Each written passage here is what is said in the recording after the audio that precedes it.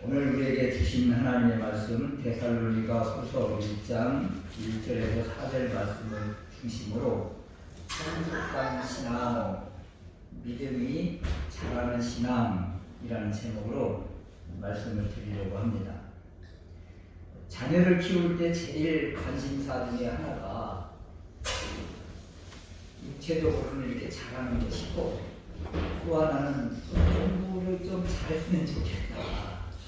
이건 모든 부모님들의 그 열망이기도 합니다. 그래서 한국의 그 어머니들의 공부열은 세계적이지 않습니까? 어떻게 하면 아이들이 시험을 잘 볼까? 여러분 혹시 저 오답노트라는 그런 말을 들어보셨나요? 오답노트. 저는 이런 걸 몰랐었어요. 우리 학교 다닐 때는. 그래서 그냥 수학 정석을 풀면 그냥 처음부터 그냥 풀어 나가다가 맨 앞에만 그냥 들락날락하고 뒤에는 그냥 깨끗하고 이런 책들이 많았는데, 공부 잘하는 사람들은요 오답노트가 있어서 자기가 쭉 풀다가 잘 푸는 것들은 다시는 안 봐요. 그리고 틀린 문제만 이제 한쪽 노트에다가 기록을 하는 거예요. 그리고 그 틀린 문제만 또 풀어. 그 다음에 잘 풀리면 그 문제를 지우고 다시 또 잘 안 풀리고 못 푸는 문제만 이렇게 계속 복습을 해서 마지막에는 이제 거의 다 이제 정복을 하게 되는 이런 모습이죠. 이 시험을 볼 때 꼭 틀린 문제에서 꼭 틀리는 거거든요, 우리가. 아이들이. 이런 것처럼 그 신앙생활도 넘어진 부분에서 꼭 넘어지는 거예요. 실수하는 부분에서 꼭 실수하고. 그래서 그 한 부분을 우리가 훌쩍 넘게 되면 그 다음부터는 그 문제는 이제 문제가 아닌 거예요.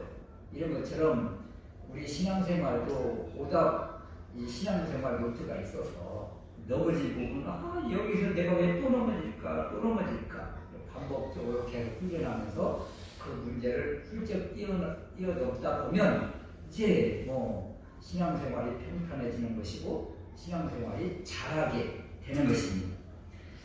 이스라엘 백성들을 봐도 그런 것 같아요.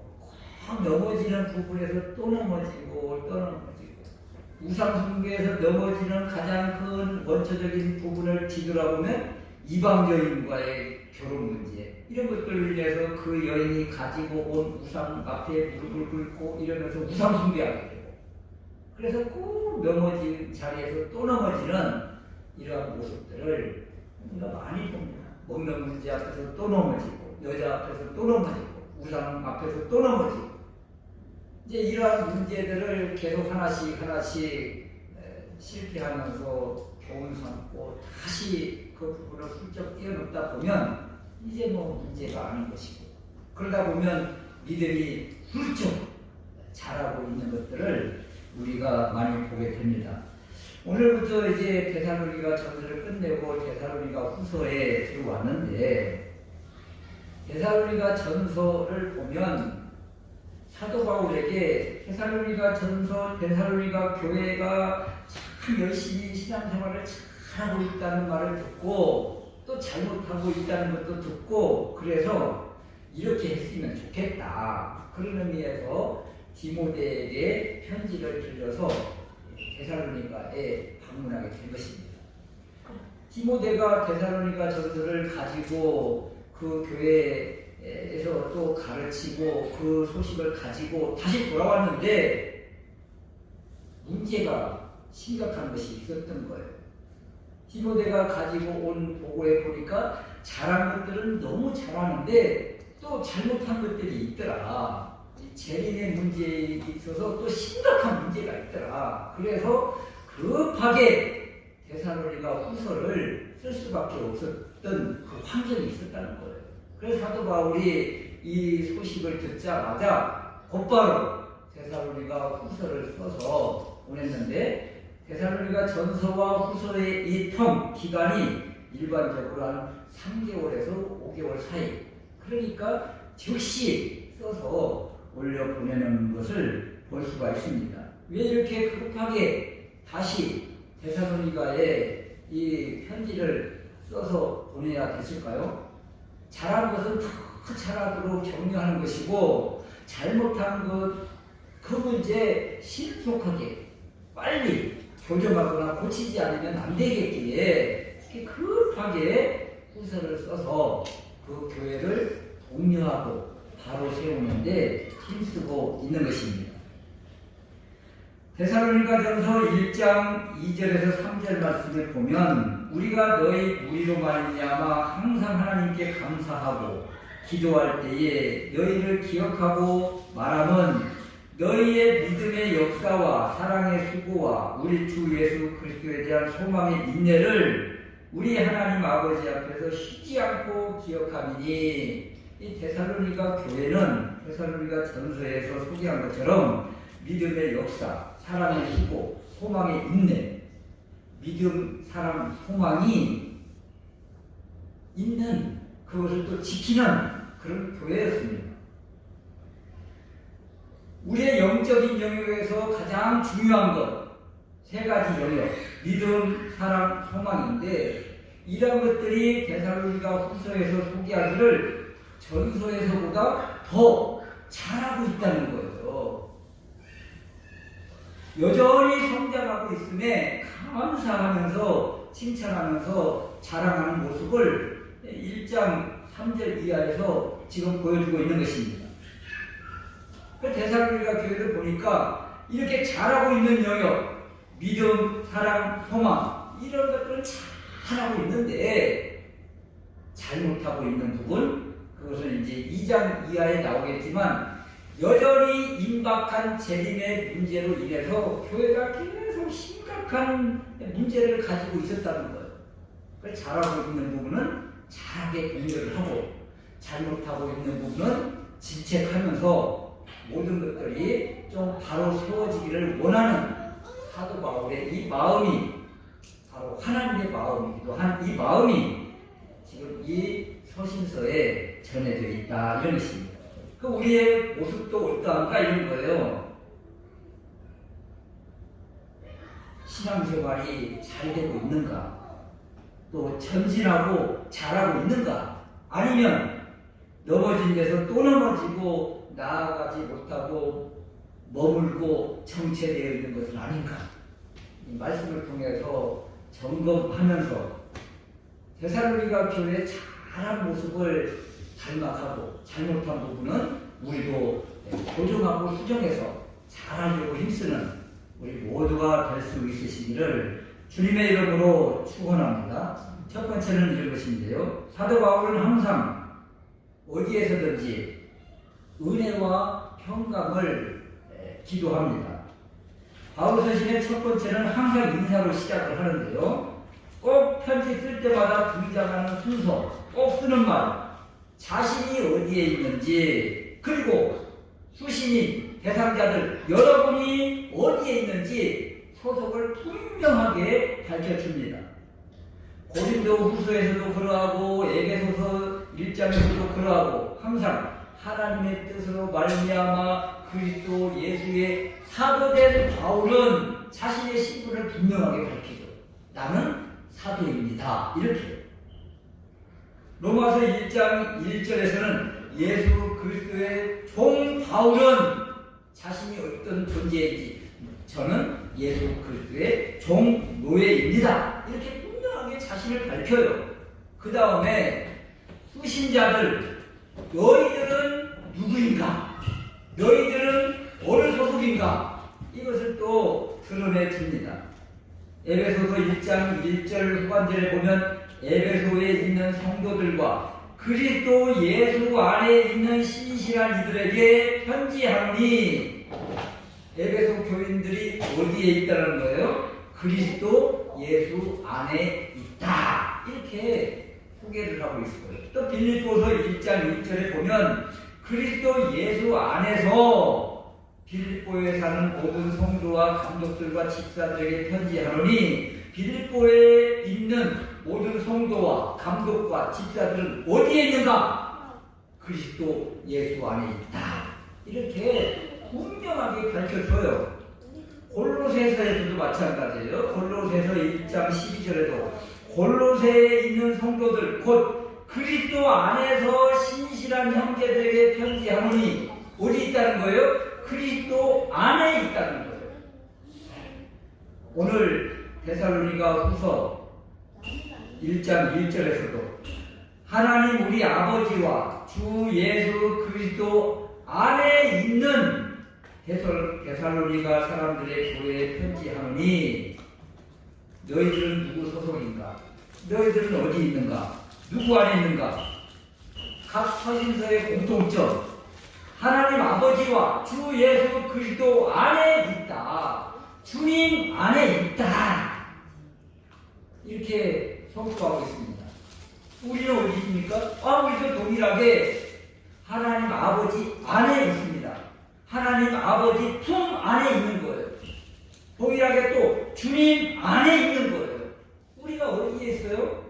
아이들이 어머니, 엄마 품 안에 있는 것처럼 우리는 하나님 아버지와 주 예수 그리스도 안에 있다. 이것을 분명하게 고백하고 선포할 때 그 신앙의 믿음의 힘이 나오는 것입니다.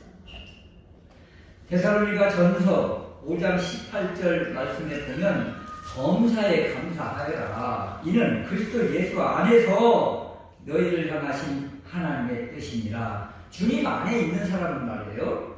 하나님의 뜻 항상 기뻐하고 쉬지 말고 기도하고 범사에 감사할 수 있다. 할 수 있다는 거예요. 내 힘으로 하려고 하니까 기뻐할 일이 있을 때만 기뻐하고 감사할 일이 있을 때만 감사하지만 주님 안에 있는 사람은 항상 기뻐하고 범사에 감사하고 쉬지 않고 기도할 수가 있다. 이렇게 선포하고 있는 것입니다. 주님 안에 있는 하나님의 사람에게는 주님 안에 있다고 그러잖아요. 우리가 하나님 아버지 안에 주님 안에 있는 이 사람에게는 어떤 의미가 있는가 하면 성령님이 그 안에 있다는 거예요. 우리 안에. 이게 굉장히 중요합니다. 우리가 주님 안에 있습니다. 그런데 또 우리 개인적으로 또 독립해서 보니까 내 안에 주님이 계시는 거예요. 무엇으로? 성령님으로. 그러니까 성령님의 인도로 성령님께서 감동을 주심으로 항상 쉬지 않고 범사에 감사할 수 있다. 하나님의 뜻을 이루어내며 살 수가 있다. 그러니까 믿음이 자라는 것이지요. 내가 하려고 하니까 늘 넘어지는 데서 또 넘어지고 실패하는 자리에서 또 실패하지만 우리가 주님 안에 있고 성령님이 내 안에 계시니까 이제 그 앞길을 우리 주님이 인도하시고 피할 길을 주시고 갈 길을 주시니까 감당할 수가 있게 되는 것입니다. 그러므로 늘 기억해야 돼요. 내가 어디 있는가? 주님 안에 있는가? 주님, 성령님으로 내 안에 계시는가? 이것을 고백하고 선포하는 이에게 무엇을 약속하시는가? 1장 2절 말씀에 보니까 하나님 아버지와 주 예수 그리스도에게서 은혜와 평강이 너희에게 있을지어다. 은혜와 평강을 주신다는 거예요. 누구에게 주세요? 하나님 아버지 안에 있는 사람에게 누가 주세요? 은혜와 평강을? 하나님 아버지께서 주시는 거죠. 주님 안에 있습니다. 우리가. 그러면 은혜와 평강을 누가 주세요? 우리 주님이 주시지요.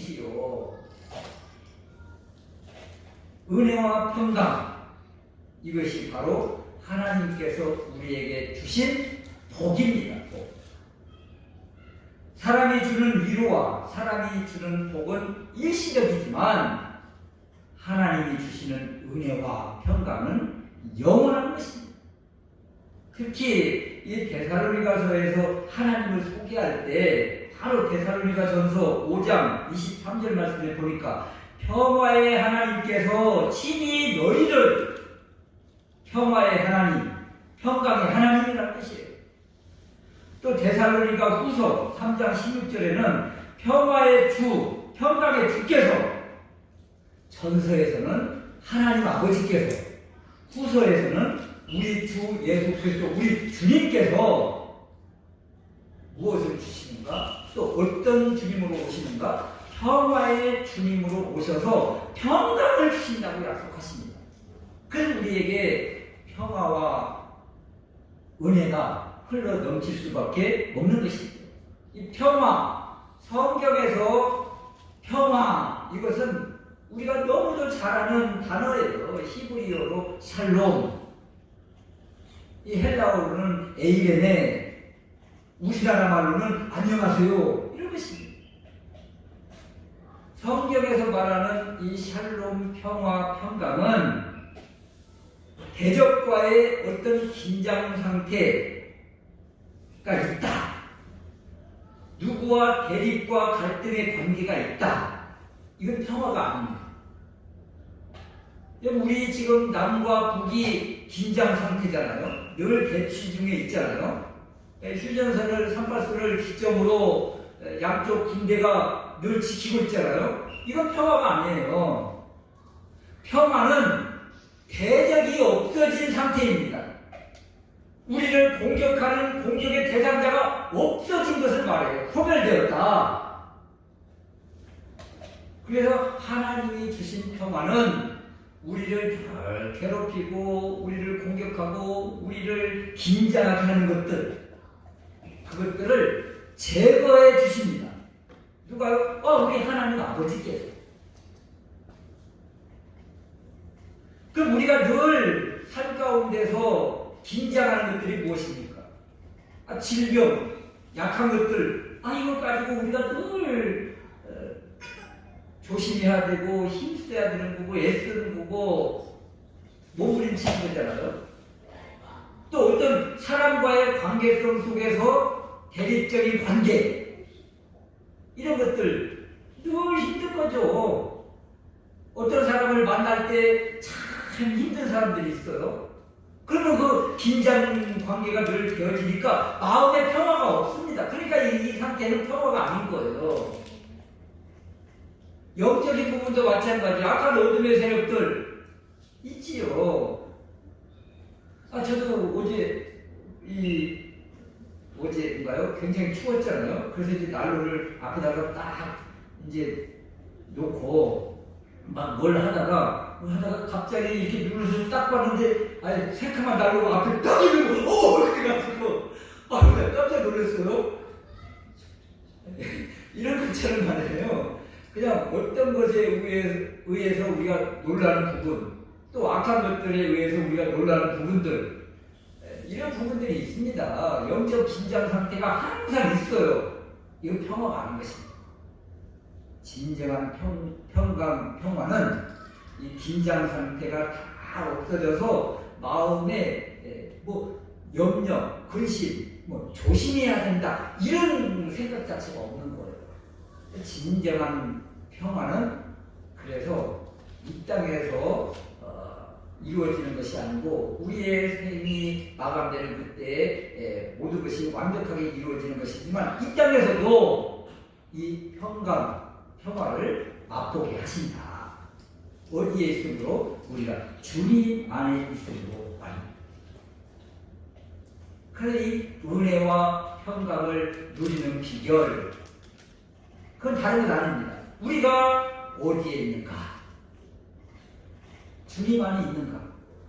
그리고 내 안에 주님, 성령님으로 오시는 이 주님이 계시는가? 이것을 늘 기억해야 돼요.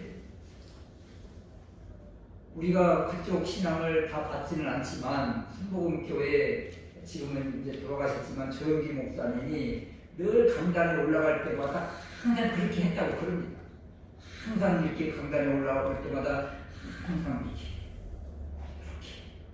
무슨 뜻이에요? 주님 먼저 가시지요. 이렇게. 그 주님 앉으시지요. 그리고 또 당신도 앉으시고. 이렇게 성령님과의 늘 관계를 그렇게 실제 있는 것처럼 이렇게 하면서 그렇게 신앙생활을 했다고 하십니다.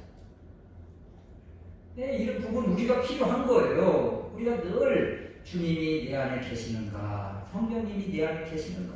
그래서 오죽하면 책 제목도 이런 책이 있잖아요. 성령님 안녕하세요. 그런 책이 있잖아요.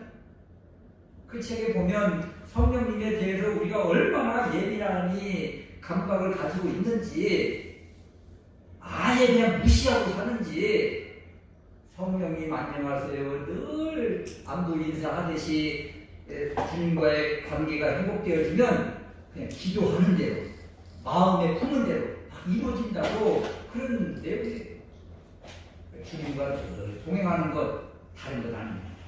주님 내 안에 계시는가, 나는 주님 안에 있는가, 늘 점검하면서 주님이 약속하신 은혜와 평강을 늘 누리며 사는 우리가 될 수 있으시기를 주님의 이름으로 축원합니다.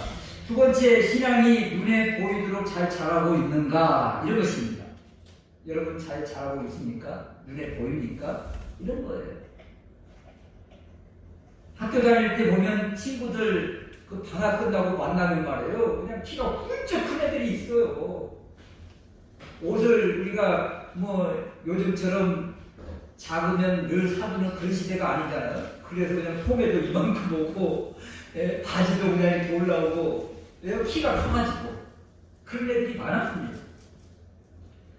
저는 중학교 3학년 때 키가 2키예요. 지금 중3 이후로 1cm도 안 컸어요.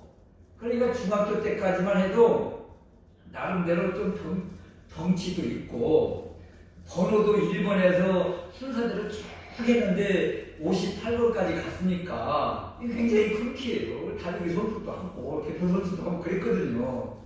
그런데 고등학교 가서 0.5cm도 안 자랐으니까, 고등학교 때 이제 중학교 친구들을 만나면 요 밑에 있던 애들이 그냥 요만큼 커가지고 뭐 하면서 이렇게 견디면 참 답답할 때가 많았습니다.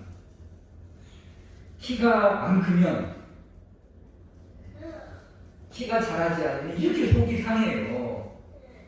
신앙도 마찬가지입니다. 신앙도 훌쩍 자라야 되는데 어느 선에서 멈춰버리고 정체되면 신앙의 감격이 사라집니다. 신앙이 점점 자라야 재미가 있죠. 우리가 재미로 신앙생활하는 건 아니지만 힘이 나지요. 신앙생활하는 것이.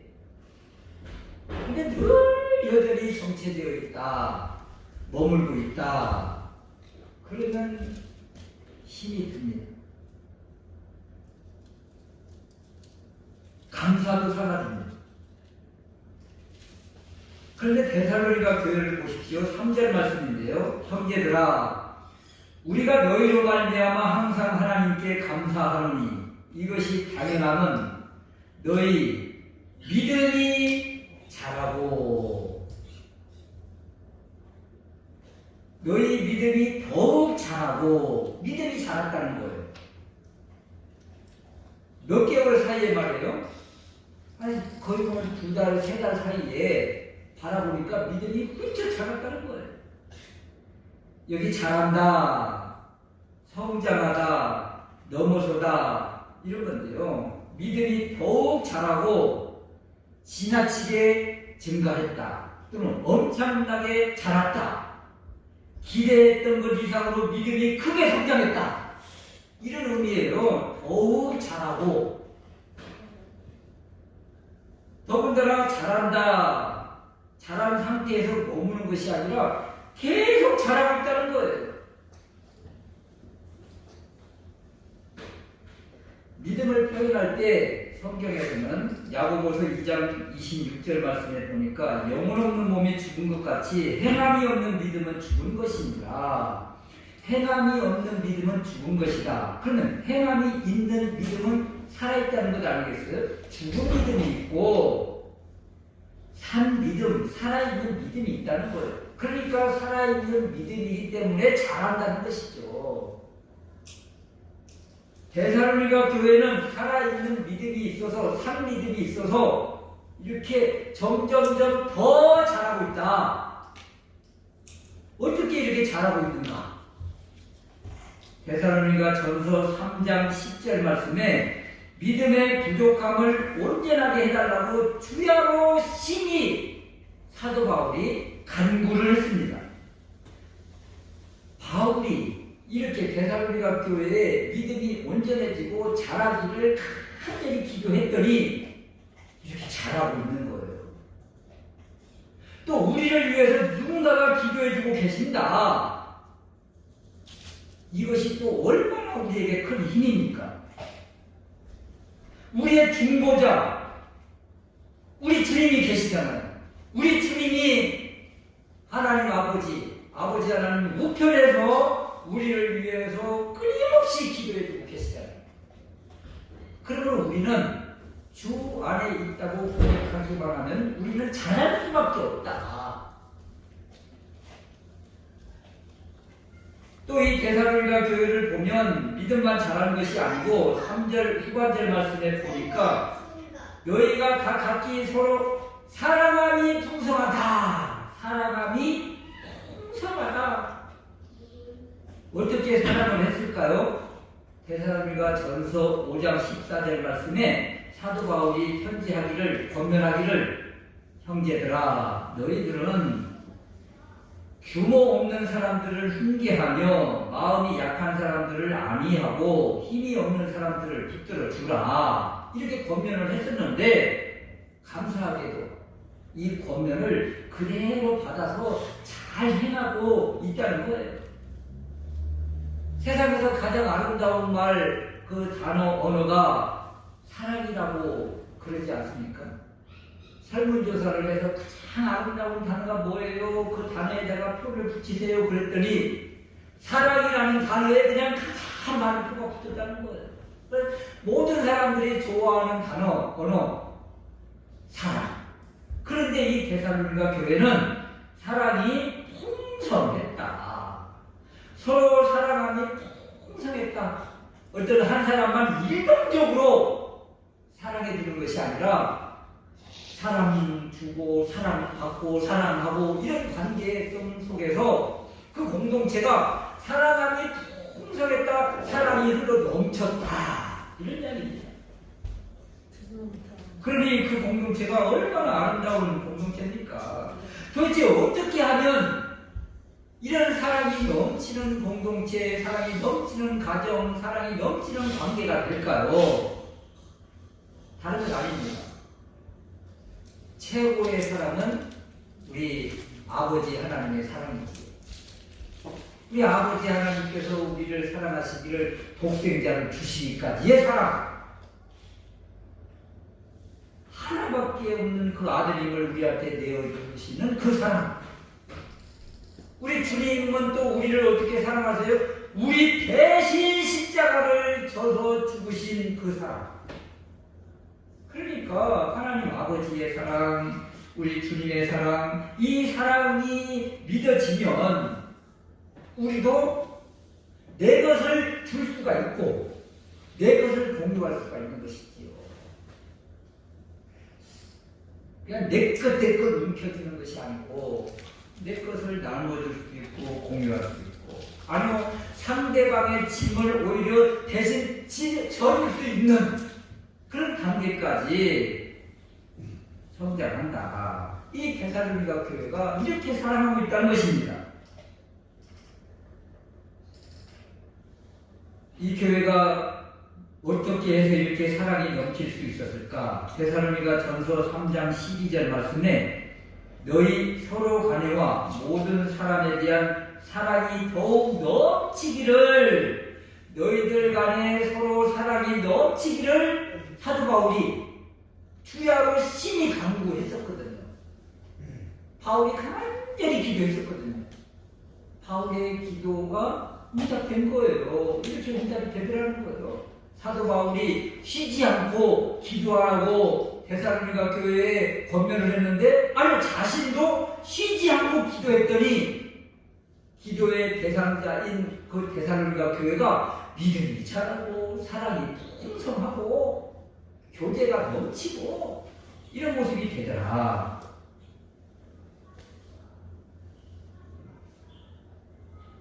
또 4절 말씀에 보니까 모든 핍박과 환난 중에서 인내했다고 말합니다. 인내. 지금 소망 이야기가 지금 나오지 않잖아요. 믿음 이야기 나오고 사랑 이야기 나오고 그 다음에 소망 이야기가 나와야 정상인데 4절 말씀에 너희가 견디고 있는 모든 핍박과 환난 중에서 너희 인내와 믿음으로 말미암아 인내와 믿음이 있었다. 이렇게 지금 데살로니가 교회를 자랑하고 있고 높여주고 있는 거예요. 인내. 데살로니가 전서 1장 3절 말씀에 소망의 인내 이런 이야기를 합니다. 그래서 여기 인내는 바로 소망을 끄집어내고 있는 거예요.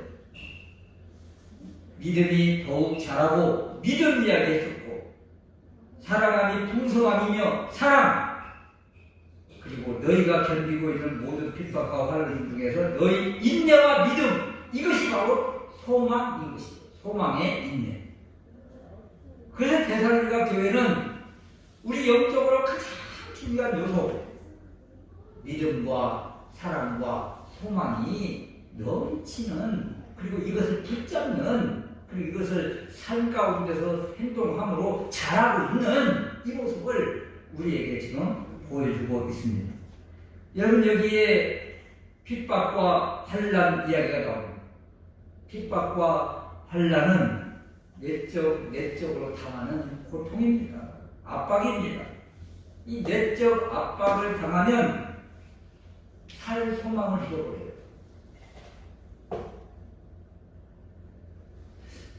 이 정치인들이 말이에요.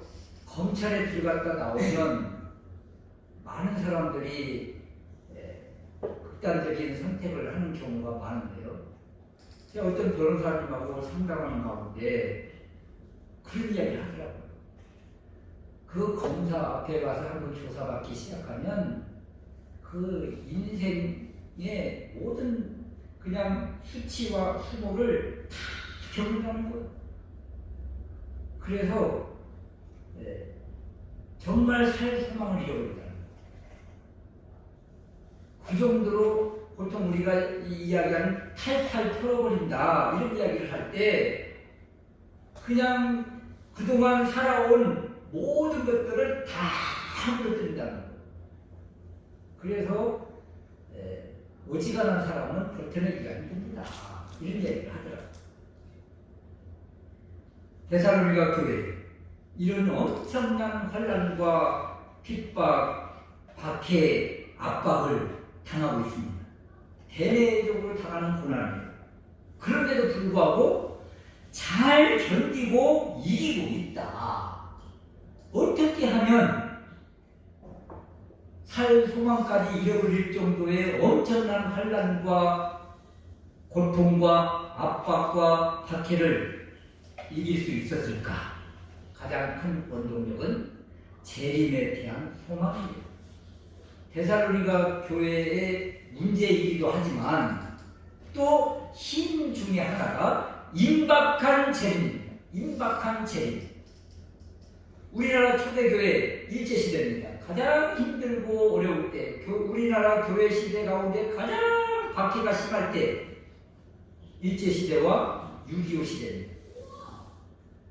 그런데 가장 강력한 믿음을 발휘했던 시대가 바로 이때예요. 이때.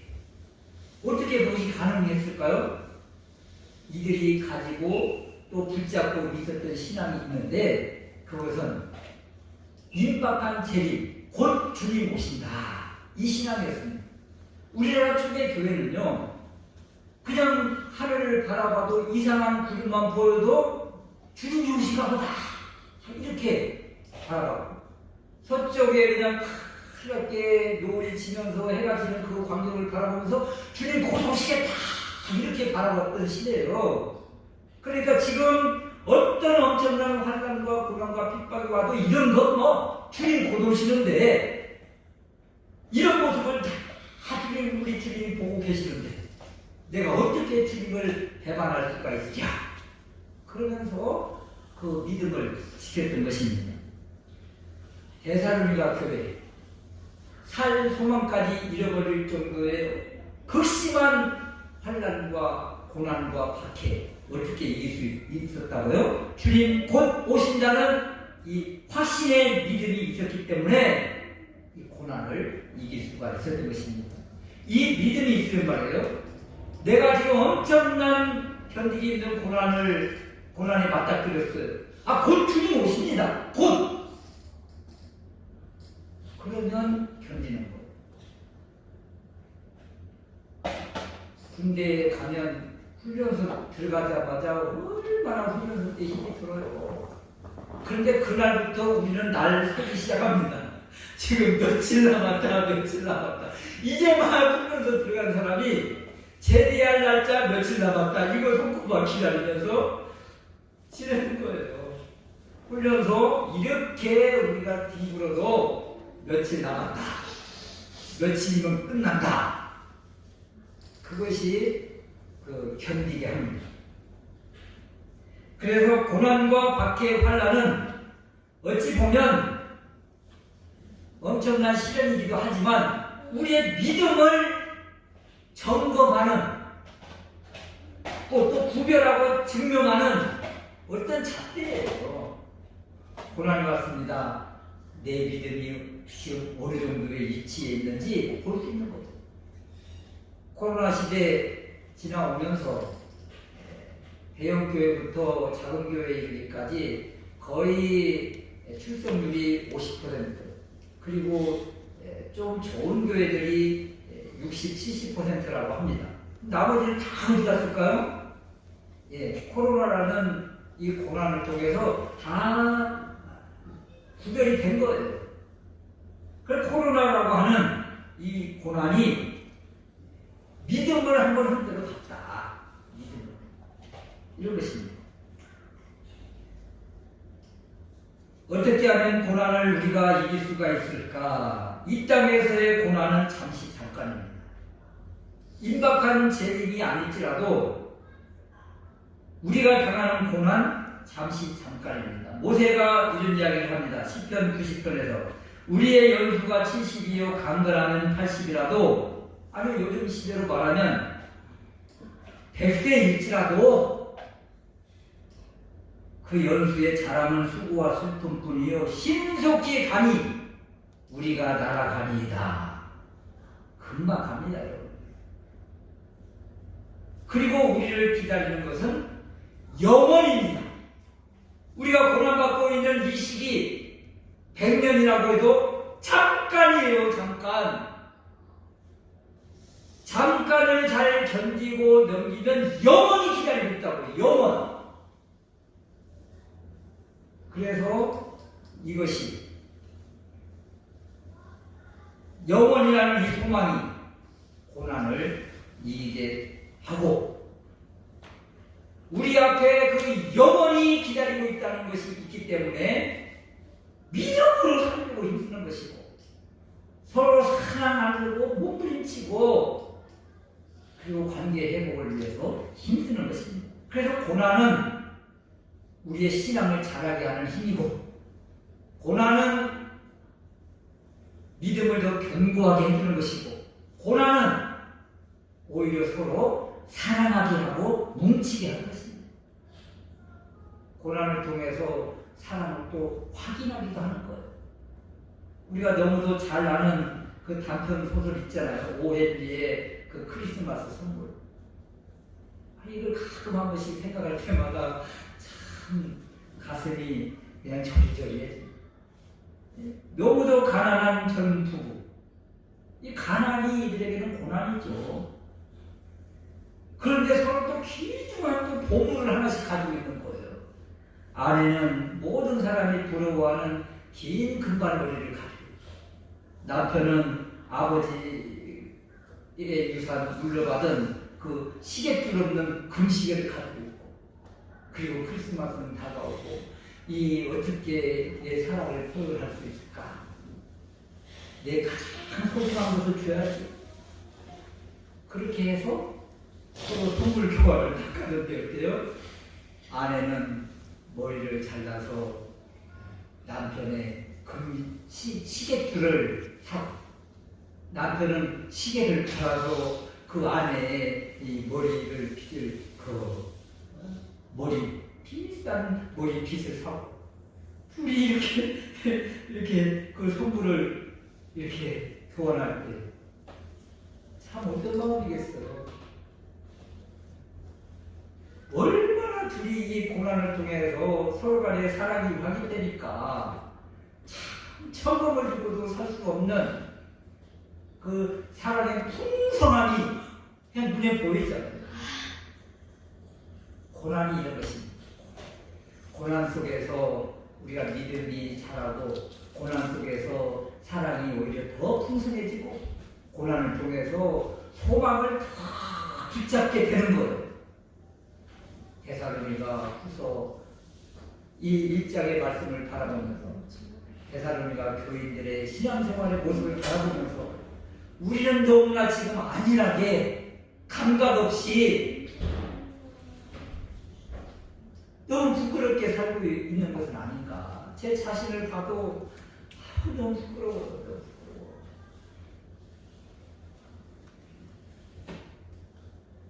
데살로니가 교회 이들은 말씀도 없는 사람들이었어요.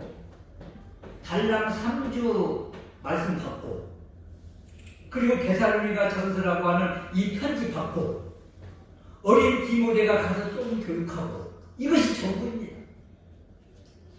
그런데도 받은 말씀 한 절 한 절을 하나님의 말씀으로 받고 그래 살아내야지. 내가 지금 누군데? 하나님의 아들인데, 내 안에 성령님이 계시는데 하면서 살아냈던 것입니다. 우리가 주님 안에 있고 주님 내 안에 계시냐,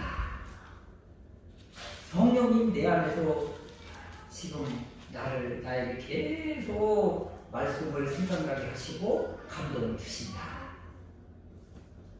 그래서 하나씩 감당해 가면서 믿음이 자라고 서로 사랑하며 소망의 인내를 가지고 주님 바라고 나아가는 우리 모두가 될 수 있으시기를 주님의 이름으로 축원합니다. 아멘.